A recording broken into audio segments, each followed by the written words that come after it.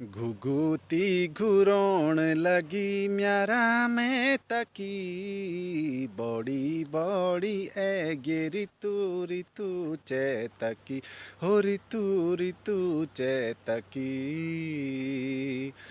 डांडी काठियों को यूं गली गे होलो मेरा मैं तको बण मली गे होलो डांडी काठियों को यूं गली गे होलो मेरा मैं तको बण मली गे होलो चखुला घोलू छोड़ी उड़ना होला बेटुला मैं तुड़कू पेटना होला गुगुती गुरोण लगी म्यारा में तकी बड़ी बड़ी ए गे ऋतु ऋतु चैतकी हो ऋतु ऋतु चैतकी। तो हेलो नमस्कार दोस्तों, कैसे हो आप सब। उम्मीद करता हूँ आप सब लोग अच्छे होंगे। तो दोस्तों आज मैं आपको एक ऐसे टॉपिक के बारे में बात करूँगा जो शायद आपको ना पता हो और शायद किसी किसी को पता भी हो। तो दोस्तों चलो शुरुआत करता हूँ।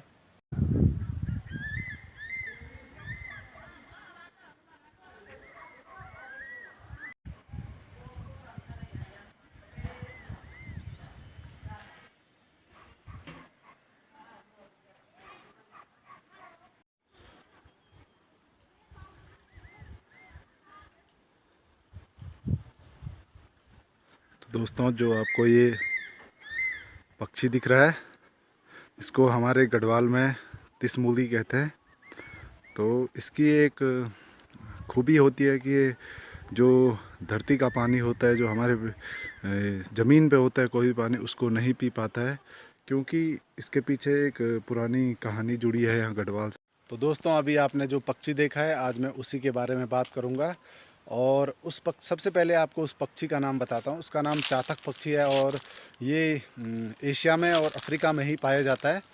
तो दोस्तों उसको लोकल भाषा में तिसमूली या चोली कहते हैं। तिसमूली कहने का मतलब ये है कि तीस मतलब होता है प्यास, तो उसको हर टाइम प्यास ही लगी रहती है, इसलिए उसका नाम तिसमूली है। अब मैं आपको बताता हूँ ऐसे क्यों कह रहा हूँ।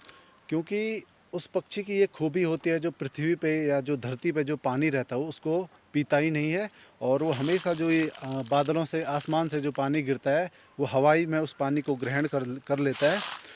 क्योंकि अब इसके बारे में उतना तो मैंने कहीं देखा नहीं है, लेकिन हमारे गढ़वाल में एक लोक कथा बहुत प्रचलित है इस पक्षी के बारे में। मैं आपको बताता हूँ वो कहानी क्या है। जो हमको हमारे जो दादा थे, दादी थे, नानी, जो भी, उन लोगों ने हमको एक कहानी सुनाई थी इस पक्षी के बारे में, आपके साथ शेयर कर रहा हूँ। तो दोस्तों कहते हैं कि पुराने ज़माने में, किसी ज़माने में एक बुढ़िया हुआ करती थी और उसकी एक बहू थी और एक बेटी थी। वो दोनों को बिल्कुल एक समान मानती थी, समान प्यार करती थी, कोई भेदभाव नहीं था। बस फ़र्क ये था दोनों में कि जो बहू थी वो अपना काम ईमानदारी और लगन से करती थी, और जो बेटी थी वो थोड़ा जल्दबाजी में काम करती थी।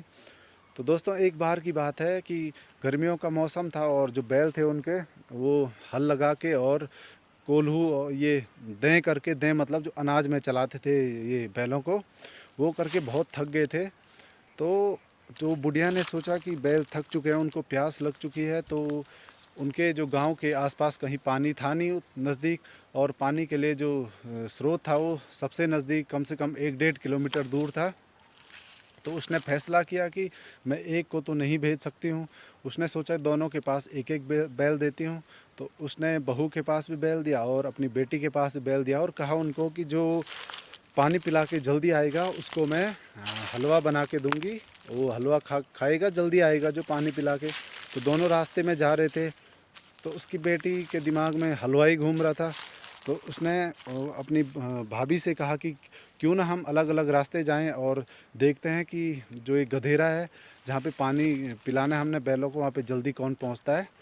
तो वो तैयार हो जाती है, वो हाँक कह लेती है, वो अपने ही उसमें बैल को हाँक रही रहती है। वो जो बहू रहती है, उसकी भाभी रहती है, वो बड़े सीधे मन की रहती है, तो वो जारी रहती है। तो जो लड़की रहती है, उसकी बेटी रहती है बुढ़िया की, तो वो रास्ते में सोचती है क्यों ना मैं क्या कि जानवर कि ये जो ये बैल है ये तो बेजुबान जानवर है, इसको कौन सा ये बताएगा कि पिया कि नहीं पिलाया। तो वो सोचती है कि मैं बेवकूफ़ी का काम कर रही हूँ कि जो इसको पानी पिलाने ले जा रही हूँ, क्यों ना मैं जल्दी जाऊँ और हलवा जल्दी खा लूँ।